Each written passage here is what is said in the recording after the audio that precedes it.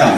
And we think that this approach is going to be very useful, especially in the future, when you want to distinguish between 1,000 fake bots and 1,000 real people, especially in a world where you want to be able to meritocratically and fairly distribute value or other applications like this. You need to be able to identify who's human and who's not.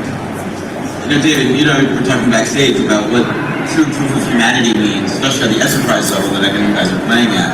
So how important is it to allow that the human can have a touch on the AI systems that are being built?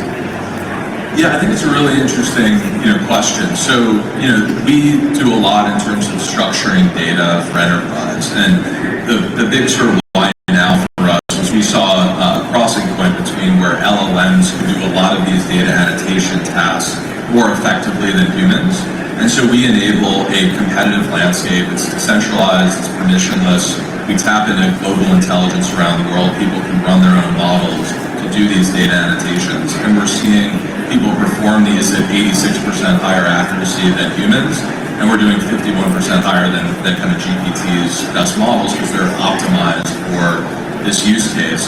And so I kind of see a bifurcation happening. There's a lot of data structuring that needs to be done at massive scale. The largest companies in the world have decades of data that they need to structure for AI models and AI applications. So that can't all be done by humans, but I think we don't really play as much on the other side, which I think is quite important, which is more of the kind of human annotation, human labeling. That's being done more and more with higher skilled areas. But we were talking a little bit backstage, well, where does that crossing point happen for some of those higher skilled labor? Is that 3 years? Is that 10 years? Is it 20 years? But AIs are getting smarter at a crazy accelerated pace. Eric, I want to ask you about the idea of decentralization. So Near is so early, was one of the pioneers in the idea of AI in decentralization. Ilya's been talking about this forever. I find it hard in the world outside of this room to talk about why decentralization matters in the AI system when 400 million people are comfortable going to ChatGPT or use Grok or use Gemini. Why do we need decentralization, especially in the context of this agentic conversation? Sure. I think of two things. First of all, I think it's more developers and enterprises that will drive decentralization than it is the actual end users. I like WhatsApp as an example here. Most people like WhatsApp has billions of users, and they adopt a lot of the end-to-end encryption tech that's used in Signal. People are really paranoid about security. They tend to use Signal, but more people are using WhatsApp, and it's great that WhatsApp at least purports to care about that. Similarly, you can convince developers that these principles are important, and they will pass it on to their users and convince their users. Secondly,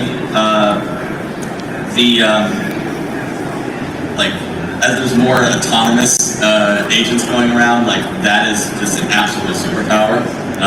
Once you have a network of autonomous agents communicating with each other, I think there's so many unlocks there, and a lot of those unlocks have existed since blockchains have really come into prominence. There's nothing you necessarily can't do with a beginner Ethereum smart contract.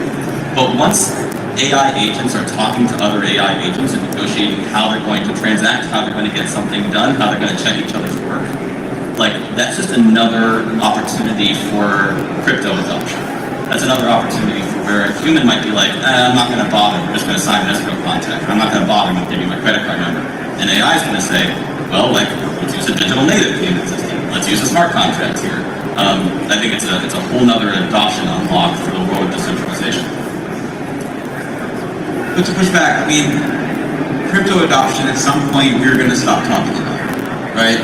I think about what is happening with I spoke to Revolut last week. Revolut has 52 million users. 15 million of them have been involved in crypto transactions. They're just thinking they're playing in finance, right?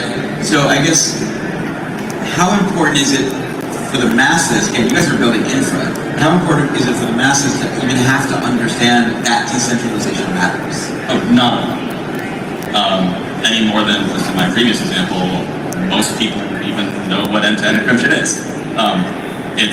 It's up to us to get ourselves out of the mindset of we need to be pushing crypto and into the mindset of we need to be pushing amazing applications, amazing use cases to people. And